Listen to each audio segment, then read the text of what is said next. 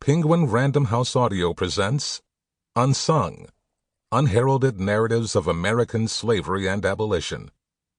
Edited by Schomburg Center and Michelle D. Commander. Forward by Series Editor Kevin Young. Introduction by Michelle D. Commander. Read for you by Chris Abernathy, Amanda Carlin, William Demeritt, Dion Graham, Bill Andrew Quinn, Marisha Tapera, Bahni Turpin, and Jade Wheeler. Foreword. Born in Harlem, James Baldwin wrote often of his beginnings here, including his reading every single book in the transformative space now known as the Schomburg Center for Research in Black Culture. I went to the 135th Street Library at least 3 or 4 times a week, and I read everything here. I mean every single book in that library, Baldwin wrote. In some blind and instinctive way, I knew that what was happening in those books was also happening all around me, and I was trying to make a connection between the books and the life I saw and the life I lived. The connection Baldwin made between his life and the lives that the future Schomburg Center contained speaks to the power of the books, history, and culture found there, as well as the center's rich origins.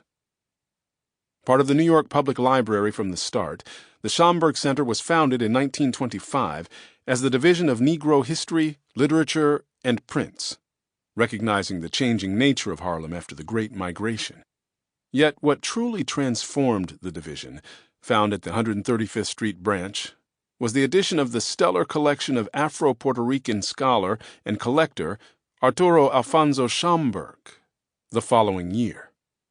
Today, the thousands of books, pamphlets, and manuscripts in Arturo Schomburg's initial collection have increased to more than 11 million items that, through new acquisitions, programming, and exhibitions, illuminate the richness of Black history, arts, and experience worldwide.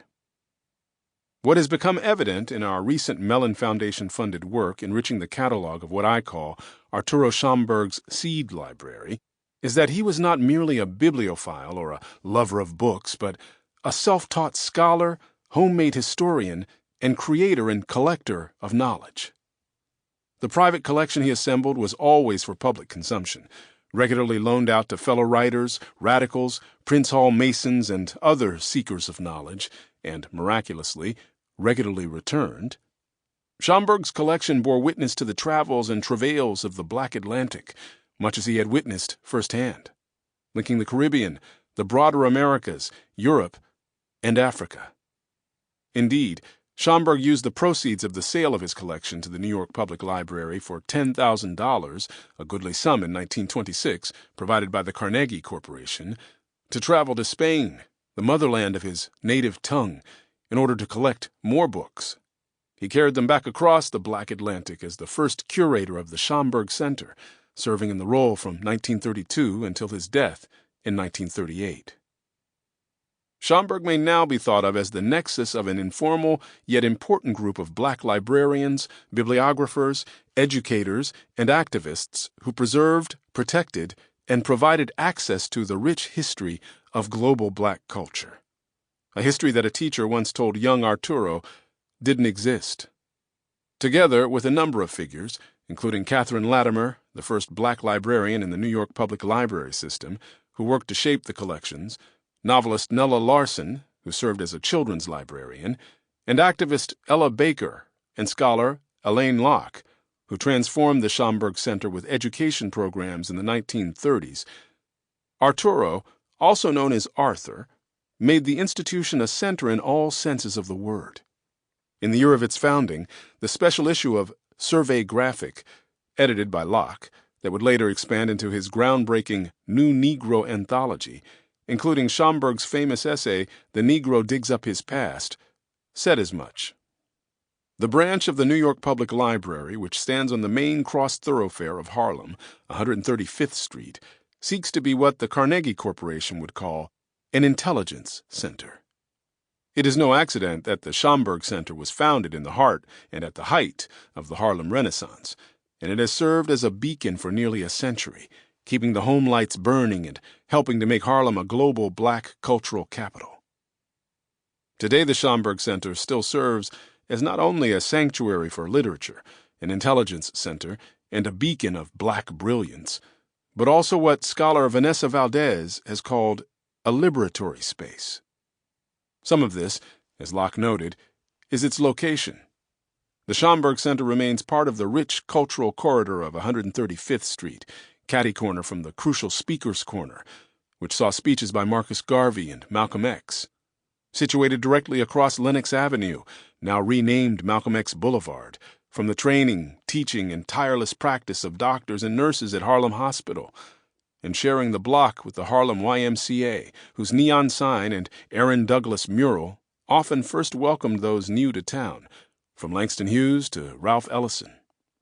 Countless brilliant scholars, artists, and activists gathered in the Schomburg Center's historic reading room facing 135th Street, including Garvey and Zora Neale Hurston, Countee Cullen and Claude McKay, and later on, designer Dapper Dan and poet and playwright Sonia Sanchez.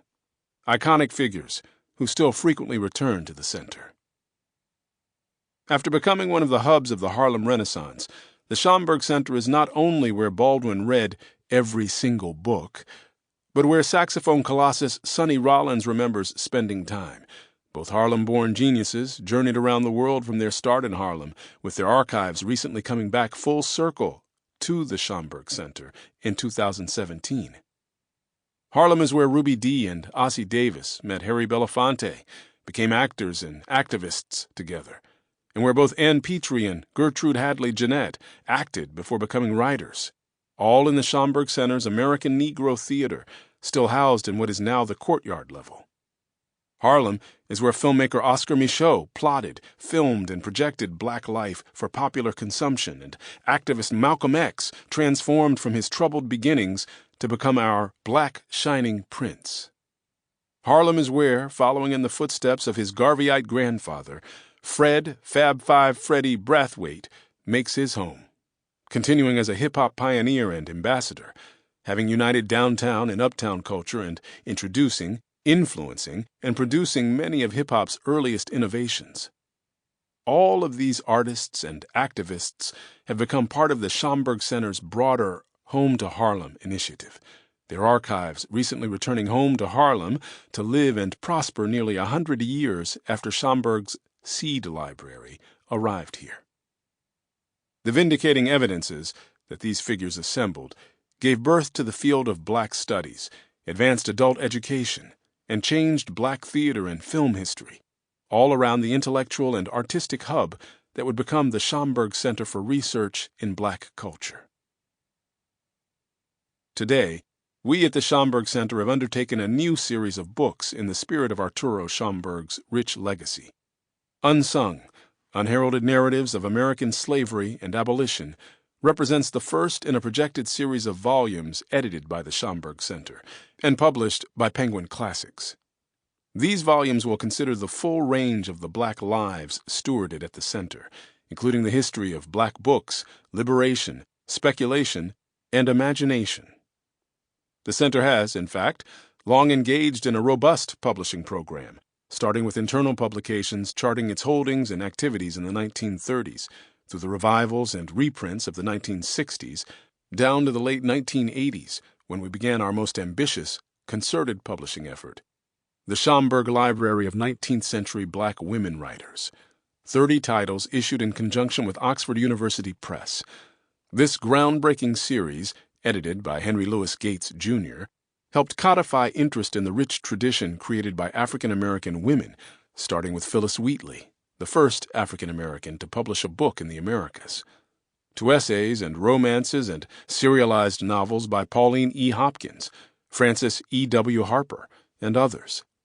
This also led to an important digital humanities project in 1998, believed to be the first across the New York Public Library, which includes 52 published works by black women. While these print editions are unfortunately out of print, the online resource remains. As a young writer and student, I fondly remember reading all the Schomburg Black Women Writers volumes I could get my hands on, struck by their sophisticated design and welcoming formats, with texts often reprinted from copies held at the Schomburg Center, while the vast holdings of the Schomburg Sample complete. Ready to continue?